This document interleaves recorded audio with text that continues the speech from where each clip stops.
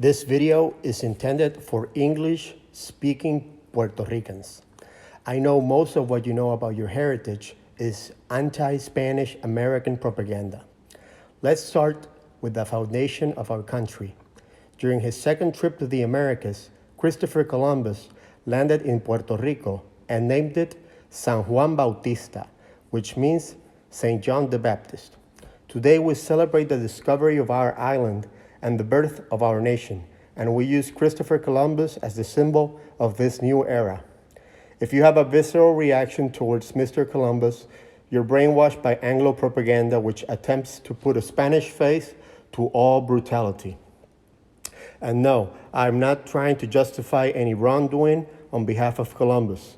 What we celebrate is the arrival to Puerto Rico, named Boriquen back then, and he was the explorer in charge. That's not a concept that should be difficult to understand. A few decades later, Juan Ponce de León reached an agreement with Agüeybaná, a prominent Taíno chieftain. Under this agreement, the Spanish could live in Puerto Rico. The Spanish did not beat the Taínos in war.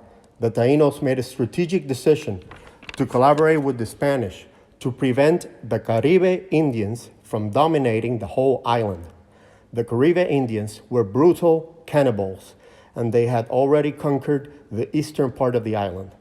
The town of Humacao is named after the Caribe chieftain of the same name. By allowing the Spanish in the island, the Taínos secured their existence and avoided being enslaved or cannibalized by the Caribes. We are taught in school that the Spanish were evil and mean to natives. Well, in 1503, Queen Isabel the Catholic decreed that mixed-race marriages would be deemed legitimate and were thus recommended. Compare that to the United States, where in some states these unions were forbidden until 1967. See the case Loving versus Virginia. During the 1700s, Tomás Campeche purchased his freedom, and on the same day he became a free man, he married Maria Jordani Marquez, a white woman from Spain. Together, they had several children, including José Campeche, who is recognized as the 18th century's greatest artist in Puerto Rico and probably in all of the Spanish Americas. What about human rights and the Taínos? In 1512, Spain passed the laws of Burgos. Among other things pertaining to human rights, these laws established fair labor conditions for Indians, the prohibition of child labor, and maternity rights for expectant mothers. And what about the nobility? Powerful people have abused the weak during all of human history, but you should know that one Puerto Rican was granted nobility by the King of Spain himself for his services defending Spanish Puerto Rico from English invaders. This man was Miguel Enriquez. Enriquez was the son of a liberated slave who rose to become the richest, most powerful man in Puerto Rico and saved Vieques from becoming an English colony. They teach us that in the 19th century, Puerto Rico had no university, but back then we had over 500 schools and centers of advanced studies prior to the American invasion. Ever wonder about Puerto Ricans with English and Dutch surnames?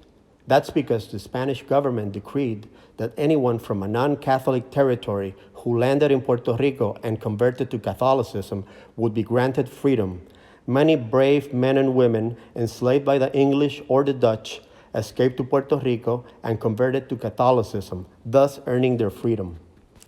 They also teach us in school about the Spanish Army and the Spanish Guardia Civil as if they were a foreign occupying force. Well, I have news for you.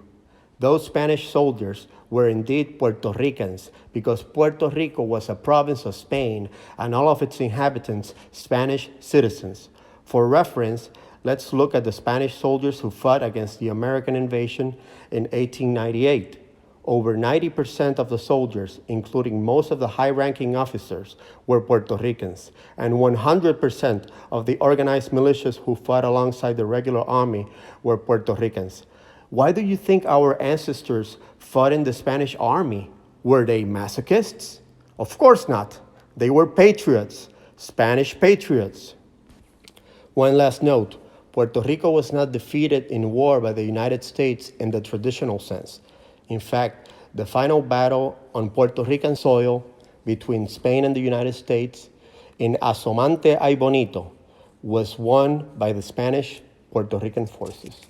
The manner in which the United States won the Spanish-American War is characteristically American. After Spain lost its naval fleet, the United States threatened to take the Canary Islands in Spain, and they threatened to bomb the coast of Andalusia, basically bombing Spain back to the Stone Age. The then regent queen, Maria de Habsburgo, had no choice but to surrender.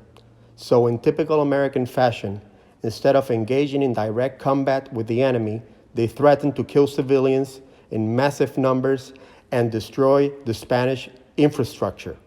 The Spanish Puerto Ricans were notified and they laid down their arms. What followed was a period of U.S. military dictatorship, plundering from American troops, lawlessness, and terror.